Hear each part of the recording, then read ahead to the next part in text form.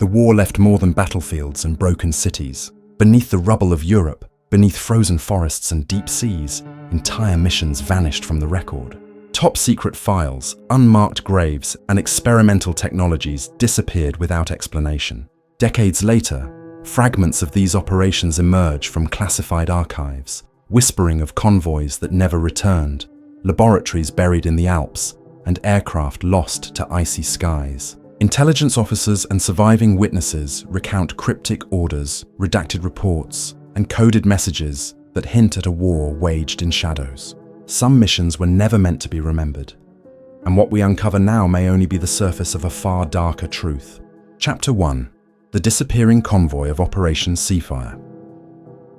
In the final weeks of April 1945, as the Third Reich teetered on collapse, the British Admiralty issued orders for a clandestine operation codenamed Operation Seafire. The mission was to transport captured German U-boats, experimental propulsion units, and select scientists from the Kiel naval yards to Scapa Flow. Officially, the operation was classified as part of post-war disarmament, yet internal memoranda suggest a far more sensitive purpose: securing advanced technology and personnel before they could fall into Soviet hands.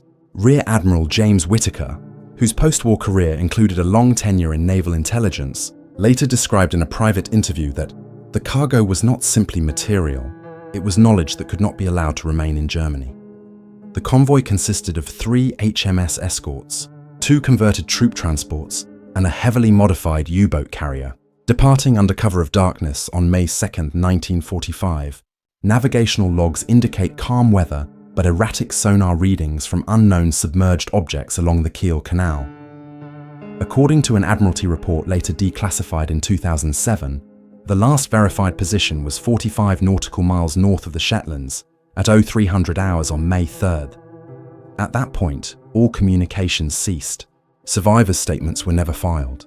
Official crew lists were amended to mark them as missing during post-war clearance. Internal Admiralty cables referred repeatedly to anomalous maritime interference and cargo that must not surface, language not typically found in naval operations.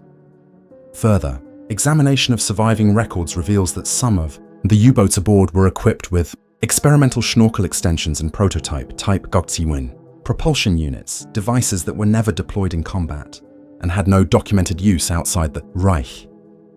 Intelligence reports from the Royal Navy indicated that several German engineers aboard were responsible for the development of advanced sonar countermeasures, torpedo guidance systems, and compressed air propulsion modifications. These personnel were considered high-priority assets by both British and American intelligence, and documents note that they were to be transported without delay or inquiry. Operation also involved coordination with Allied code-breaking teams at Bletchley Park. A series of intercepted Enigma messages dated April 28, 1945, reference Operation Flare and detail a plan to divert attention from the convoy by deploying decoy vessels in the North Sea. Analysts surmised that any Soviet monitoring stations would interpret these decoys as the primary target, allowing the true cargo to proceed unobserved. Despite these precautions, sonar sweeps conducted in the early 2000s detected wrecks in the Shetlands region that do not match any documented vessel, leading historians to question whether the convoy reached its intended destination or was lost entirely. Eyewitness accounts from fishing crews in the North Sea, recorded but never officially filed, describe seeing strange silhouettes moving beneath the water and lights flickering in patterns inconsistent with known naval signals. One Norwegian fisherman, identified only as Lars Pedersen, recalled hearing a series of deep, metallic hums and seeing ships that glided without wake, as if the water itself parted for them. Pedersen's testimony aligns with partially declassified sonar logs showing anomalies consistent with unconventional propulsion systems. For decades, these observations remained in the shadow files, catalogued under unverified maritime phenomena, but never reconciled with the official history. Internal Admiralty investigations, initiated in 1947, documented multiple discrepancies. Recorded positions, fuel logs, and manifest inventories did not align with the post-war recovery efforts. Correspondence between Rear Admiral Whittaker and the Director of Naval Operations emphasized that the convoy's failure to reach Scapa Flow could not be explained by known environmental or navigational hazards. In one memo, Whitaker warned that the strategic implications of missing assets extend beyond conventional naval operations. This phrase would become a recurring theme in subsequent intelligence assessments, suggesting that some elements of the cargo, particularly personnel with unique technical expertise, were considered more valuable than entire fleets. Efforts to locate the convoy in the decades following the war relied on declassified sonar maps, archival satellite imagery, and naval engineering surveys. Several wreck sites were identified, yet they bore no registry numbers or identification plates. Attempts to recover artifacts were often obstructed by bureaucratic hurdles and national security restrictions, with some wrecks simply disappearing from public records after initial surveys. This pattern reinforces the theory that the convoy, or at least portions of it, were deliberately removed from conventional documentation, effectively erasing its final movements from history. Declassified intelligence from the Cold War era reveals that both US and Soviet naval commands monitored the region for decades, recording intermittent sonar echoes and electromagnetic anomalies consistent with submerged metal hulls. While most Cold War analysts attributed these readings to misidentified submarine activity, recent comparative analysis suggests the presence of advanced German engineering components, some possibly still functional after decades underwater. In 2007, partial recovery of one wreck confirmed the presence of Type WWII hull elements and a previously unknown propulsion module, but the majority of the convoy remains unaccounted for, shrouded in mystery. Operation Seafire exemplifies the blurred boundaries between wartime necessity and post-war secrecy. By withholding the final fate of the convoy and its cargo, Allied command ensured that both technology and personnel could be leveraged without public scrutiny. It also established a precedent for the long-term classification of assets whose existence challenged conventional understandings of World War II operations. The surviving fragments of logs, sonar scans, and eyewitness testimony hint at a deliberate, systematic erasure, an operation designed not only to transport advanced materials, but to remove any trace of them from collective memory. Even today, historians continue to uncover layers of this operation, revealing a complex intersection of naval strategy, intelligence maneuvering, and the lengths to which nations went to secure knowledge that could shape the post-war world. Chapter 2: Ghost Files of the Alpine Fortress. In early June 1945, a joint Allied engineering unit began systematic demolition and survey operations in Berchtesgaden, Bavaria, focusing on the remnants of Hitler's mountain retreat. While the primary objective was to neutralize remaining fortifications, engineers stumbled upon a concealed network of reinforced concrete chambers beneath the Obersalzberg Plateau. Locally referred to as Der Keller, the structure's true purpose remained undocumented in Allied field manuals. Initial reconnaissance photographs and blueprint sketches, later declassified, revealed rooms lined with heavy safes, steel cabinets, and scorched paper fragments. Among these, investigators identified documents stamped Obersalzberg Research Division 1944 and folders marked with high priority classification, seals that were conspicuously absent from post-war Allied intelligence files. A surviving memo from Colonel Thomas Harding, tasked with documenting the site, noted a recurring annotation: Project Morgenrot, not for circulation. Project Morgenrot, according to partially deciphered correspondence, was a clandestine collaboration between SS engineers, select industrialists from neutral nations, and a cadre of military strategists. The objective, described only in fragmented notes, was the creation of self-sustaining command systems capable of coordinating post-war control operations even under disrupted communications. These files contained chemical formulas, electromagnetic schematics, and detailed maps of Alpine tunnel networks, alongside laboratory logs dated March 1945. Notably, an unsigned laboratory diary referenced trials on synthetic biological containment, suggesting experiments that extended beyond conventional weaponry.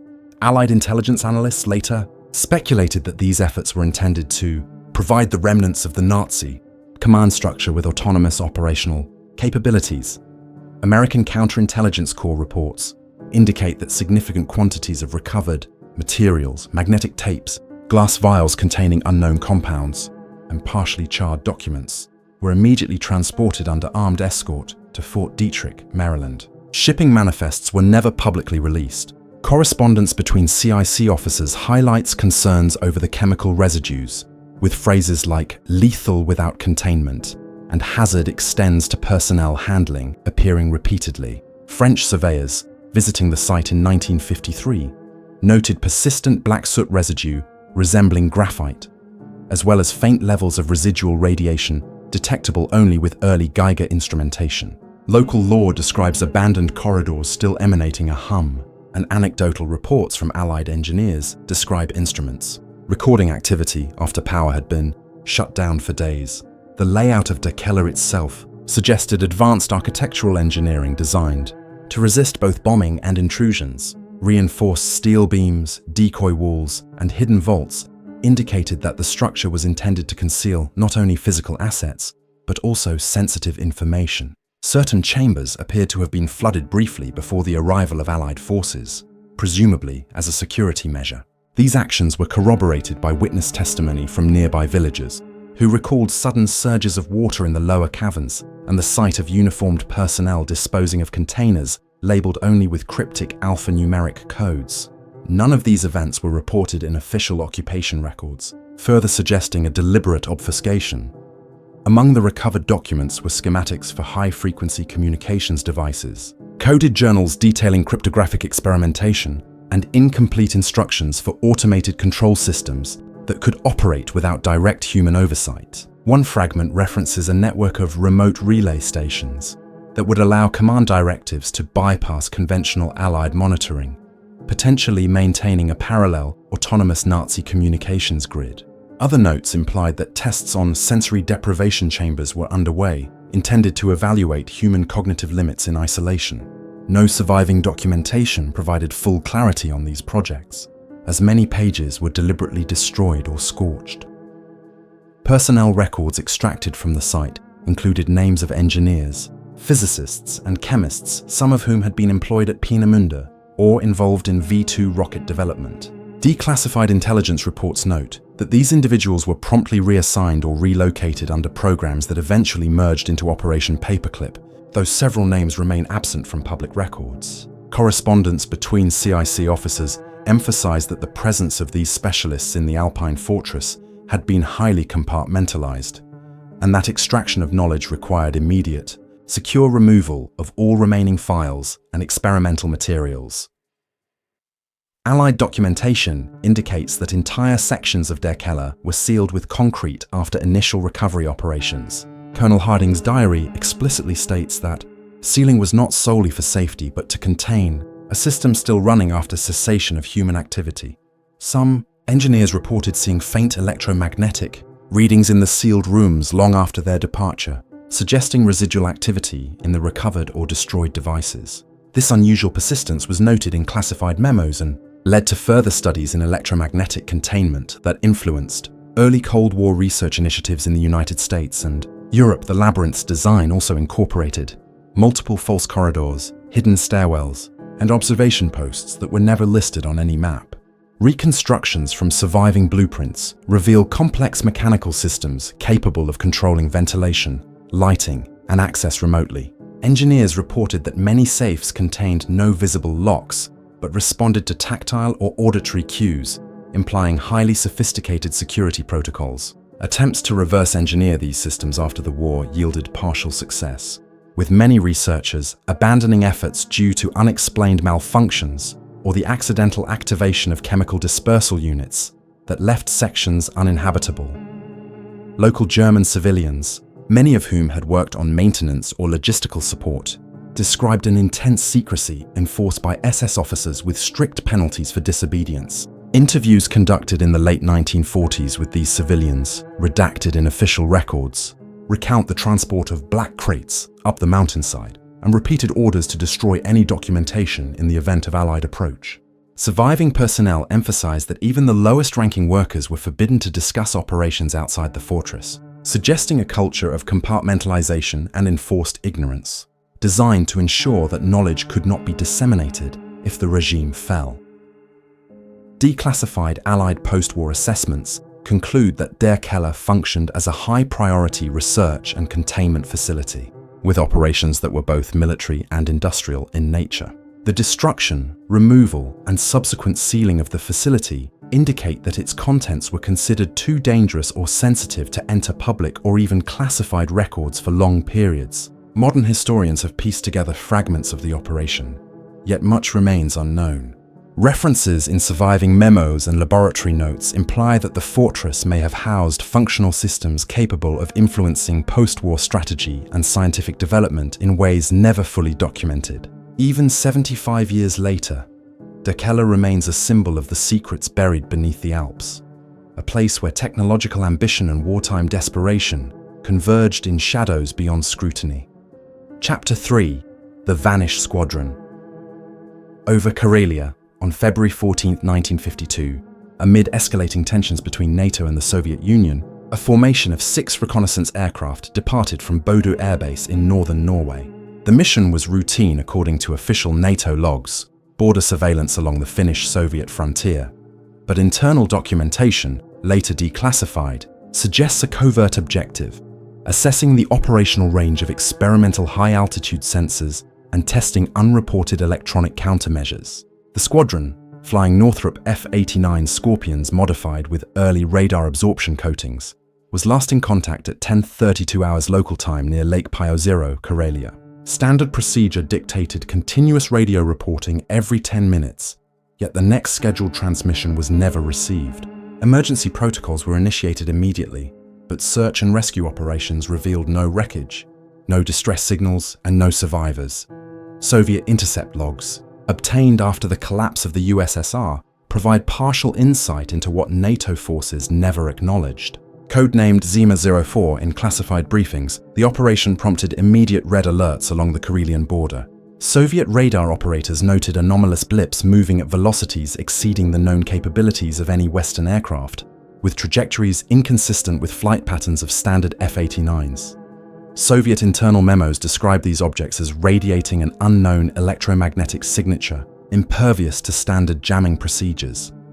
Finnish border residents corroborated unusual atmospheric phenomena that day, reporting a tearing sky, bright flashes reflecting across frozen lakes, then sudden silence. These accounts were never publicly verified, though they remain in fragmented intelligence files stored in Helsinki, Stockholm, and Moscow archives. Initial NATO investigations faced multiple obstructions. The squadron's manifest, including flight logs, sensor deployment records, and crew personal files, was retracted within weeks, with families instructed to sign non-disclosure agreements citing national security concerns. Internal memoranda described the mission as highly sensitive, exceeding normal reconnaissance parameters, with repeated notation that standard aviation protocols did not account for observed variables. One internal briefing from Major General Charles B. Whitman indicated that the aircraft may have encountered phenomena not only technologically advanced but potentially classified within foreign military research. References to foreign transits and unidentified kinetic vectors appear in redacted reports. Cold War intelligence records reveal a broader context for the operation. NATO reconnaissance programs in the early 1950s were experimenting with new guidance systems, electronic countermeasures, and extended-range propulsion tests. Norwegian radar records show contact with 6 unidentified objects at altitudes between 25,000 and 35,000 feet, moving in formations resembling the vanished squadron but with instantaneous acceleration exceeding 1,200 kilometers per hour, parameters unattainable by conventional jet propulsion. The correlation between these readings and the squadron's disappearance remains unresolved, though declassified CIA memos suggest a possible technological encounter with experimental Soviet craft or miscalculated atmospheric effects on early high-altitude instrumentation. Eyewitness accounts, collected decades later from villages along the southern Karelian border, describe a soundless, radiant disturbance over frozen tundra lakes. Locals reported lights that dispersed in multiple directions simultaneously, accompanied by a sensation of intense wind despite still air. Diaries from Finnish foresters mention hearing humming metal and seeing shapes that blinked out of existence in intervals of seconds. These reports, while anecdotal, were catalogued by intelligence operatives as corroborating evidence, suggesting that the disappearance was linked to factors beyond mechanical failure, human error, or standard meteorology. Post-war analysis attempted to reconcile the anomaly with conventional explanations. Arctic survival teams conducted searches in harsh winter conditions, uncovering fragments of metal that did not match NATO aircraft alloys, partially eroded fabric, and traces of high-energy electromagnetic discharge on surrounding ice. These remnants were secured under top-secret classification, transported to multiple research laboratories in Norway and the United States, and subsequently vanished from accessible records. The chain of custody is poorly documented, fueling speculation that the recovered materials contained experimental technologies, either developed in secret during the war or reverse-engineered during the early Cold War years.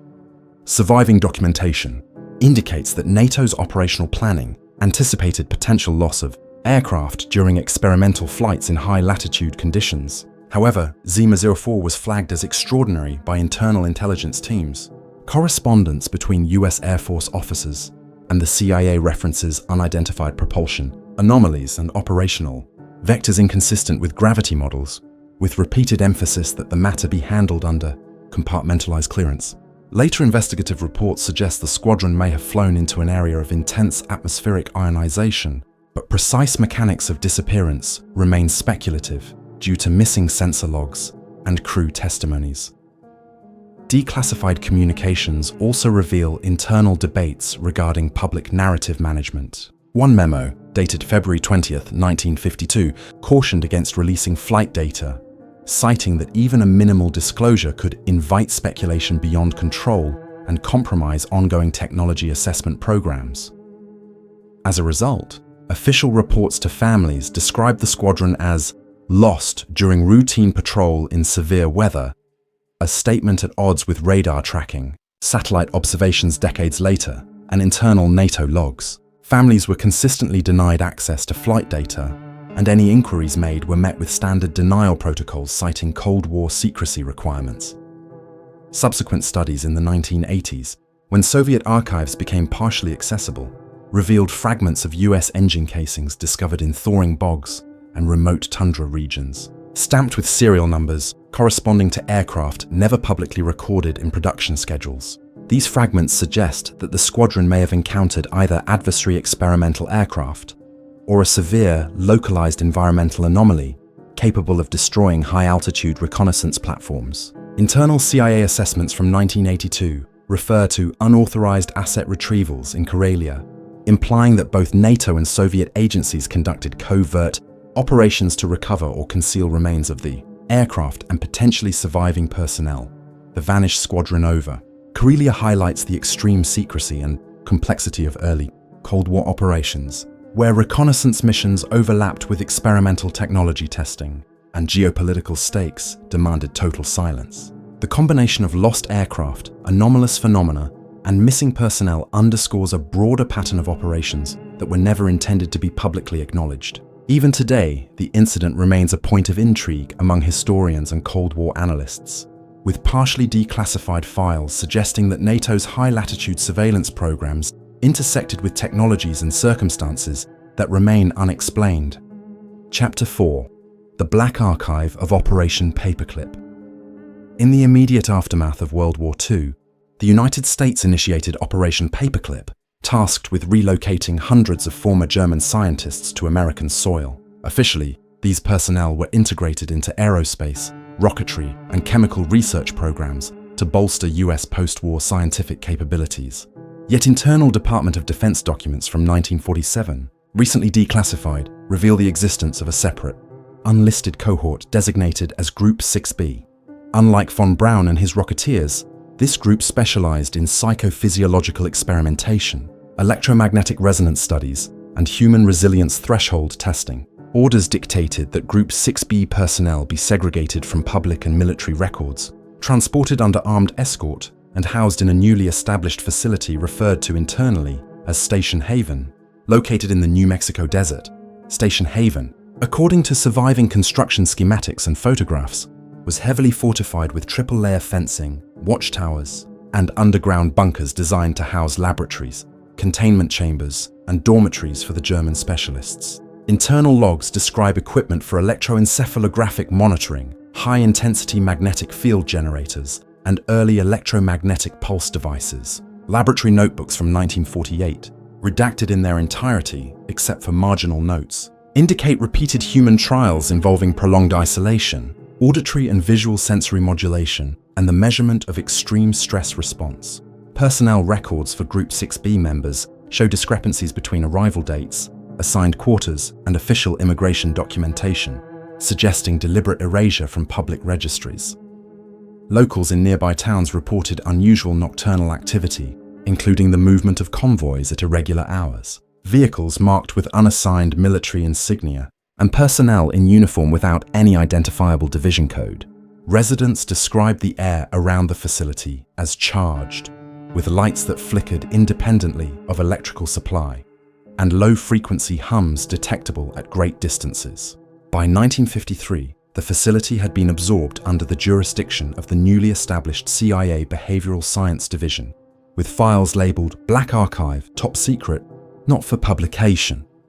Correspondence between intelligence officers describes abnormal casualties and irreversible sensory interference in a matter-of-fact tone, implying both experimentation and operational containment of unexpected effects. Recovered laboratory records indicate that Group 6B scientists conducted advanced studies in electromagnetic influence on human cognition. One experiment, partially documented in marginal notes, involved repetitive exposure to high-intensity magnetic fields, while subjects were presented with complex problem-solving tasks under sensory deprivation. Reports indicate some participants experienced acute neural disruption, while others exhibited unusual cognitive endurance, yet the outcomes were recorded as data points, without regard for individual well-being. Memoirs from American technicians confirm the presence of partially restrained subjects, chemical vials labeled in German shorthand, and equipment designed to produce controlled yet unpredictable environmental stimuli within experimental chambers. Despite the classified nature of operations, multiple incidents drew attention within military channels. In 1949, a breach of protocol occurred when one of the German engineers attempted to remove research notes from Station Haven. Internal reports indicate the breach was suppressed immediately, with the individual reassigned under the cover story of reassignment to NASA, a series of cryptic memos from the Chief of Counterintelligence to the Department of Defense, repeatedly stresses that not all the paperclip flights landed, and that personnel and data may have been intentionally obscured to protect national security and technological advantage. Declassified files reveal that portions of Group 6B's work intersected with early US efforts in cognitive warfare and psychotronic research, with applications in interrogation, resilience testing, and sensor-motor control. Several documents reference projected electromagnetic resonance and behavioral modulation, though the specifics remain redacted. Anomalies in death records and immigration logs further indicate that several personnel were effectively erased from public record, leaving their contributions to experimental research shrouded in secrecy. Analysts later surmised that the combination of German expertise and American containment protocols produced a program whose results were significant but deliberately obscured from history. Security measures at Station Haven were extreme. All entrances were monitored with double keycard access. Subterranean corridors linked research labs to containment areas, and entire sections of the facility were shielded against electromagnetic interference. One partially declassified blueprint reveals a containment block equipped with Faraday cages and reinforced observation windows, suggesting experiments involved high voltage or high frequency exposure. Reports from technicians describe an environment where standard medical oversight was intentionally limited, with only minimal documentation permitted for operational continuity. Any incident or casualty was logged in encrypted formats later destroyed, or misattributed to accidental laboratory incidents. Over time, parts of Station Haven were dismantled, reassigned, or absorbed into emerging aerospace and intelligence research programs. Yet sporadic references in CIA, Air Force, and Department of Defense documents imply that some equipment and research remained active well into the 1960s. Intelligence assessments during the Cold War flagged Group 6B's findings as potentially pivotal in understanding human cognitive endurance under extreme environmental and electromagnetic stress. Despite decades of inquiry, the exact parameters of the research, the full identity of participants, and the extent of operational deployment remain elusive. The Black Archive of Operation Paperclip underscores the covert dimensions of post-war scientific relocation. While public narratives focused on rocketry and aerospace achievement, a parallel, deliberately obscured program tested human limits under conditions that were both experimental and classified. The secrecy surrounding Group 6B demonstrates the lengths to which intelligence and military agencies went to secure knowledge that could influence strategic advantage. Even after decades of declassification, the full scope of these activities, the fate of the personnel involved, and the technological implications continue to provoke questions about what was learned, what was hidden, and how much remains buried in unmarked archives across the United States. Chapter 5: Shadows Beneath the Baltic Ice. In the spring of 1981, Soviet naval patrols near Gotland, Sweden, detected an anomalous sonar contact beneath the thickening ice shelves of the central Baltic Sea.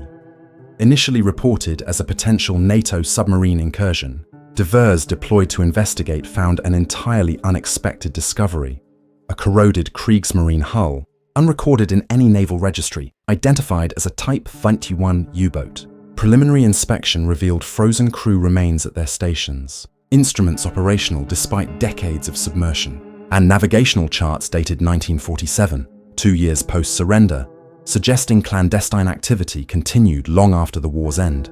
The sub's logbook contained cryptic entries referencing radio communication with an Arctic station under the call sign Neuschwabenland 1, a designation previously unknown in any German naval operation file.